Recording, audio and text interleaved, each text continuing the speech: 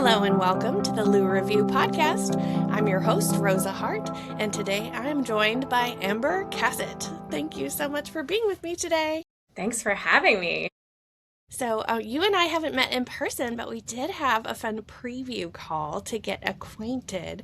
And you are probably, I'm pretty sure, unless I met one and I didn't know it, I think you're the first private investigator I've ever met. And I'm really excited to dive into what you do and the impact it has in Louisville, Kentucky, and the surrounding area. So, Amber, would you tell us a little bit about your business, which is AK Investigations, and what you do and what area you cover? Because it's not just Louisville, but of course that's what I'm focused on. Yeah, so like you said, my firm is AK Investigations, and we are, at the moment, we're an all-women's firm of private investigators. We're based out of Nashville, Tennessee, but we have a very heavy presence in Kentucky. And so I was trying to think about it, and I think I got licensed there over a decade ago. Started working cases in Kentucky, and so that's brought us into Louisville. We have a case, or we actually have a couple of cases there right now. And so a majority of the work that we do is in criminal defense. So most of our clients are attorneys. They could work for DPA, Department of Public Advocacy, which are public defenders, or they could be attorneys in private practice. And they bring us on as experts in their cases. So we're private investigators and mitigation specialists, which I can tell you about in a little bit. So essentially, someone is accused of a crime. They either hire an attorney or they get appointed an attorney, which would be a public defender, or an attorney in private practice that takes appointed cases for indigent people. And then we work to help them build a defense for those people and just make sure that everyone gets a fair chance in the criminal legal system. The other side of the work that we do is civil. And so that could be something went wrong and someone is, it could be a wrongful death case, a civil suit, allegations of misconduct. And so we find witnesses, verify what happened, and whether we're working on with the person that's bringing the lawsuit or the one defending it, we can work on either side in the civil world. But in criminal defense, we only work for the defense. And so feel free to ask me questions. I don't mean, if people are not familiar with the criminal legal system, some of that might seem a little foreign. Well, definitely. And I think I would like to double back to, asking questions from the perspective of someone who doesn't know how private investigation works in the real world, but from the lens of what they might have seen in TV, right? So Right. for someone who may have only seen situations where there's a private eye investigator like Jessica Jones, who's a lone wolf and out there on their own, or see, what was the name of was it Kalinda in The Good Wife? Right. Yeah. Yeah. I've not seen it, but people always bring that one up. I Yeah. mean, they're very awesome, like characters that are fascinating, right?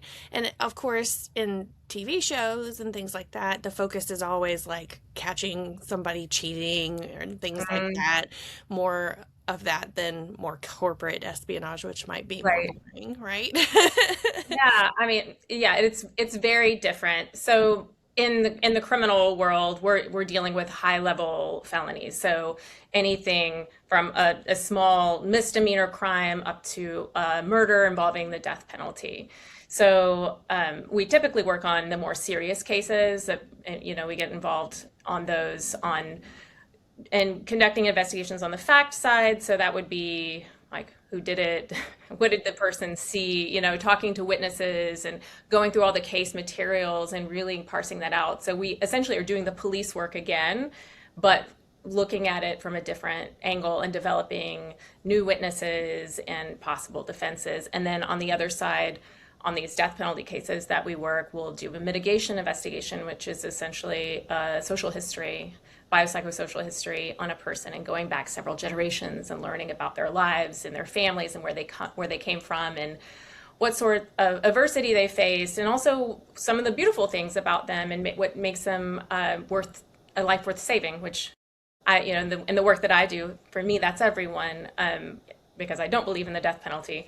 But yeah, and so we're basically helping lawyers build out a defense. And I would say how it's different than what you see on TV is we're not kicking down doors, we're not lying to people. I don't know. I've been watching Lincoln Lawyer. I don't know if you saw that one. Yeah, yeah. And he's a criminal defense lawyer, but his investigator is always doing things like some backdoor channel, and that doesn't fly in court. So it's different in the sense that we are professional investigators, and I think private investigators can get a bad rap, because we see all these things on TV and they think they're like the sleazy investigator. It's just not what we do. It's a very different world.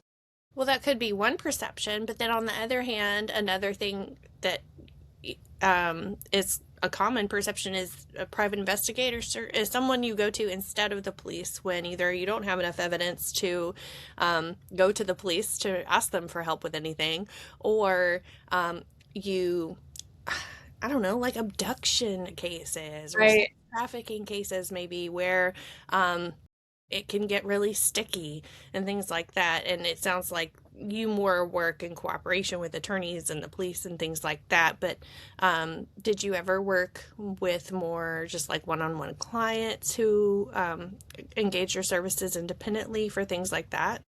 Occasionally, that would be more when we do smaller cases like that. That would be more of a civil case or family law case or something, maybe a divorce or custody. But if it's anything that's going to lead to prosecution, we don't do it. Hmm. We would refer to a different investigations firm.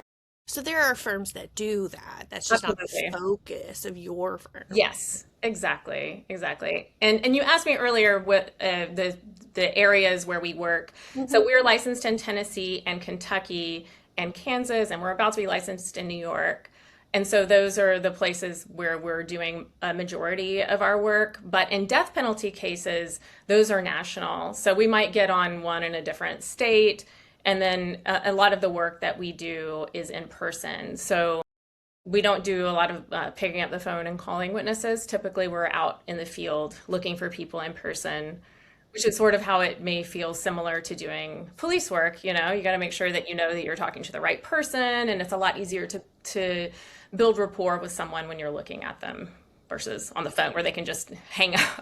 Do you ever encounter situations where people are more forthcoming with you because you don't have a badge or something like that? Absolutely. Yeah. I mean, I mean, we have to have good people that work on both sides. It's an adversarial system, right? So we have the police, and then we have people working for the defense to make sure that things were, it's checks and balances. We have to make sure things were done correctly. We can't throw people's lives away because we have one witness that says something. So yeah, I'm sorry, I lost a little bit what you just said, but it has to be fair. So I'm glad that we have police doing good work. And then, yeah, there are certain people that don't trust the police. And so I think having someone else come in without a badge can actually be disarming in its own way. And it help ensure that they are getting treated fairly and give them that reassurance that they can participate in the process and get the help that they need through the legal system, right? Absolutely. Yeah. What does it take to become licensed as a private investigator? So, I've been licensed for so long, I don't remember in Kentucky how it works. I've been doing this for 23 years. So I renew my license. So to have a company license, you have to have a certain number of hours of experience. And then to be a private investigator, it's not as rigorous. I think that if you're sponsored by a company or you have someone that you're working under, it's easier to get a license. And it's something that I thought about earlier today that's worth mentioning is I think that people, when they're going to college and they want to work in the legal system, they don't necessarily want to be an attorney, but they want to do something in maybe criminal justice. And so they go to these criminal justice programs, and I think they don't realize that the job that I do exists. They go into criminal justice and they think, well, I can be a police officer, an FBI agent, or corrections officer. But there's also this whole other world of work that people can do it's really social justice work, especially when you're working for indigent clients that are caught up in the legal system because of the history of racism in the system that we have. And it does no favors to people without resources as well. And so there are people on the other side that can do the work that I do and help people that are charged with crimes. And that's not to say that people shouldn't be held accountable and that some people have to be in jail or prison. That's just the reality. But we need to make sure that people are given a fair opportunity and that we aren't just throwing lives away. It needs to be investigated. So that's just something I wanted to put out there for people who are interested in working in the legal system and want to help people. It's another way to do it.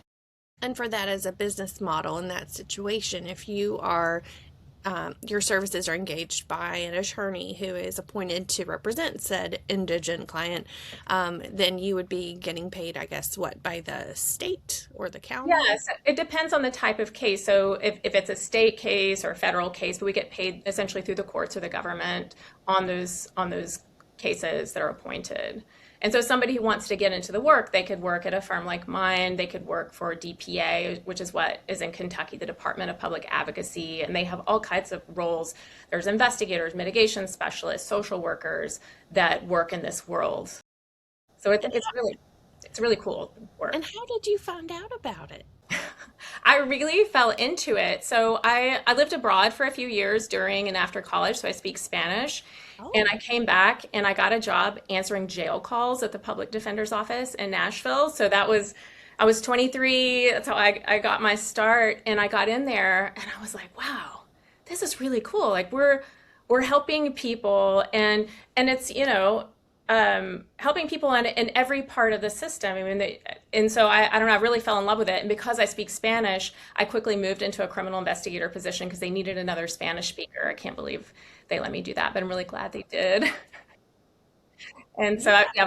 I was there for 7 years, and then I went into private practice after that, and I've been in private practice for 16 years now. So you didn't go to college with a criminal justice I degree. did not. Were you like a Spanish major or Yeah, basically, it's Spanish. international studies or something? Exactly. Yeah. That's exactly what I did. Thought about that for 5 minutes, but my first bachelor's was in singing, and then I went back to nursing school. So, I mean, you never know what you want to do. The first degree, come on. No, you don't. And then now, you help people navigate really high stakes situations, and then you also train people. Are you training people who want to become investigators, or are you training existing investigators in better communication skills? All of that. Yeah. So last year, we launched an education arm of AK Investigations, and we call it Investigative Expert Method. And this is specifically for criminal defense. And so, I mean, there's all kinds of private investigators out there. They're doing all kinds of things, but this one is much more geared towards criminal defense people or people who are doing true crime podcasts or people who need to investigate criminal cases.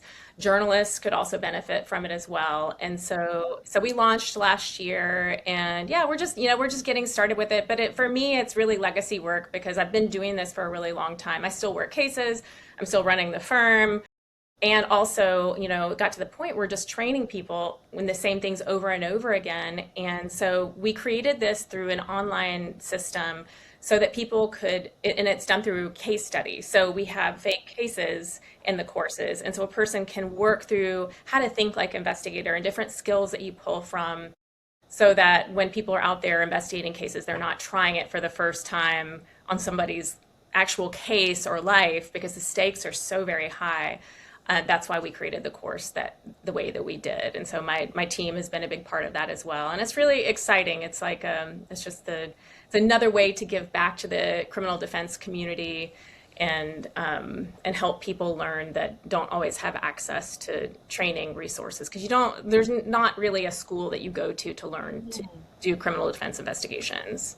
It's So, very niche. is it good for any kind of like continuing education credit for your license? Like as a nurse, I have to do so many hours of continuing education credits. Is it like that? Yes, we have CE, so continuing education in various states. So we have them in Kentucky and Tennessee and a bunch of other ones that I couldn't tell you because I wasn't the one that that Yeah. got the CE certifications for it. But yes, that's another thing that we're doing. So Well, So you said you got licensed in Kansas as well, and then you are getting licensed in New York, but you do your interviews in person.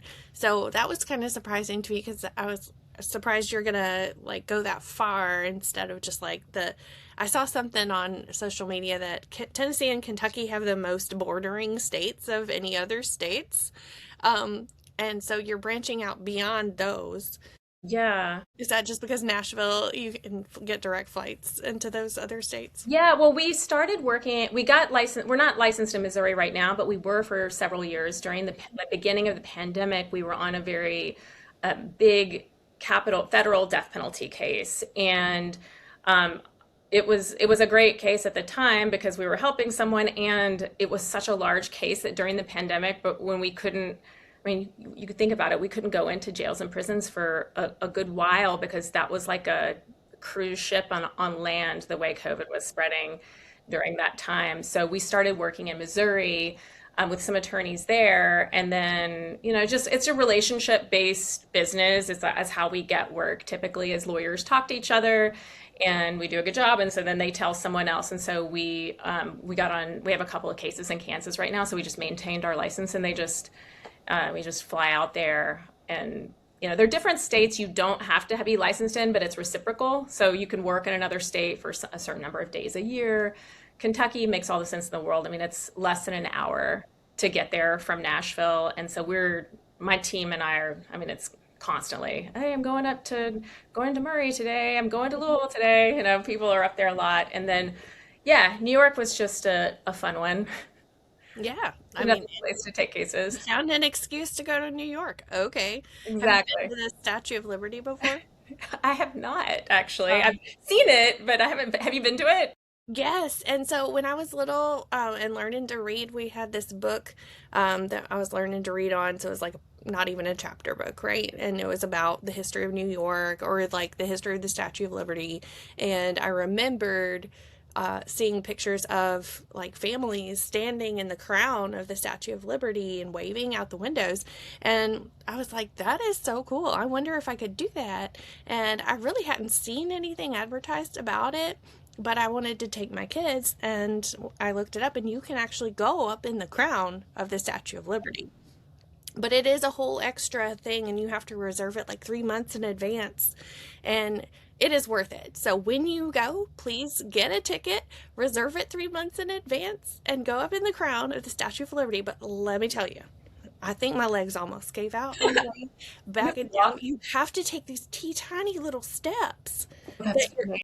it's like you gotta go up and down on tiptoes because these steps are so tiny. So be prepared to get your steps in that day. Well, I have a lot of family in New York. I haven't been there, but I'm really interested in Ellis Island just for the family history of them coming through. Yeah, and we weren't able to go there because my daughter is 9, and you have to be 12 at least to go there because like Mm. it's not safe to walk around there or something like old boards in the buildings or something was what they said. In Ellis Island? Hmm? Yeah. Wow. We really wanted to go there because, like you, I mean, my people are from Ireland. They came through there to get some potatoes. So I really wanted to go, but we'll have to go back once she's older, I guess. Absolutely. Yeah. Well, this has been incredible, and I love that I now know a private investigator, and not just that, but an entrepreneur who has a whole like team under you. And you were just telling me about this great group that you've connected with, an entrepreneur network. Can you mention that as well? Yeah, yeah. So I'm a part of a group called Entrepreneurs Organization, EO for short, and it's a global organization for entrepreneurs. I was telling you earlier, I did a talk. It's like a TED style talk at TPAC in Nashville last week.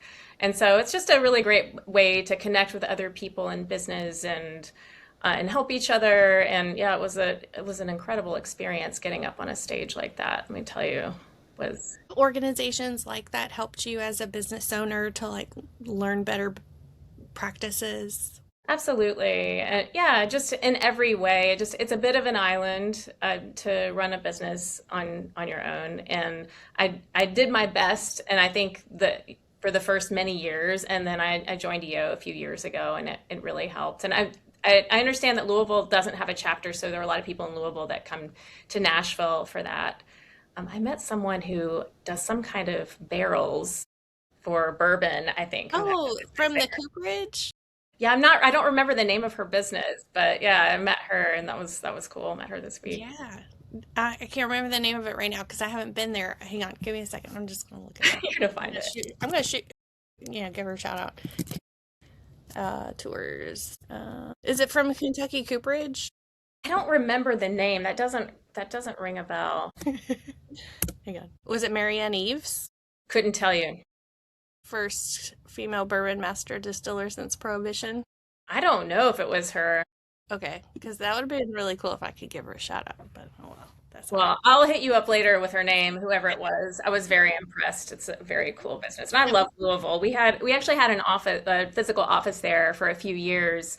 And then yeah, we closed it down just because the world operates, people love working remotely and so much of our work is in the field. And so people wouldn't prefer instead of commuting to an office, they can work from home and then they go out and knock on doors or go to jails and prisons. It was just easier that way. So we don't have that office space there anymore. But if anyone is in the Louisville area and is interested in getting to this work, they are more than welcome to reach out to me because we're always looking for people with backgrounds in interviewing and journalism is a great background, social work, that kind of thing to do the work that we do. That is just so incredible. I really appreciate you showcasing this as a career opportunity because I think, there's a lot of conversation around is AI going to take everybody's jobs, right? So, are there any ways that you guys are using AI that has helped your business or in ways that you are pretty sure AI is not going to take your job? I am not concerned about AI taking our job. There's such a human element to it. I'm sure that it's going to make things easier as we make sure that we're working with platforms that are safe. That's the biggest concern right now for people in the legal field is that you can't just put case information into ChatGPT. That's not safe. We don't know where that goes. But in terms of AI replacing us, uh, it's like the medical field. You need a person there with you. It requires a human touch, and we have to find people in person. We have to knock on doors. You can't send a robot to do that. Right? It doesn't have the same trust factor. Even if you could physically send a robot, it doesn't have the same trust factor, does it? Not at all. Yeah. Awesome. Well, Amber, thank you so much for taking the time to join us on the Lou Review podcast today and showcase one way that you are serving the Louisville community and a career opportunity in the Louisville and surrounding area. And I guess if somebody from Louisville wants to commute to New York, they should talk to you. That So, could happen. Thank you so much, Rosa. I love what you do for Louisville. It's really unique and special. yeah. Lucky to have you. Awesome. Well, I will have Amber's links in the show notes. So if you want to check out AK Investigations and her educational opportunities, check out the show notes for that. And then if you are not already, feel free to follow me at Rosa Raves on your favorite social media platform. This episode has been made possible by the Lou Review Foundation, Inc., a 501c3 nonprofit that exists to amplify small businesses and other local treasures in the Louisville, Kentucky area. It's a great place to be, and more people need to know about it. So stay tuned, and I will see you in the next episode.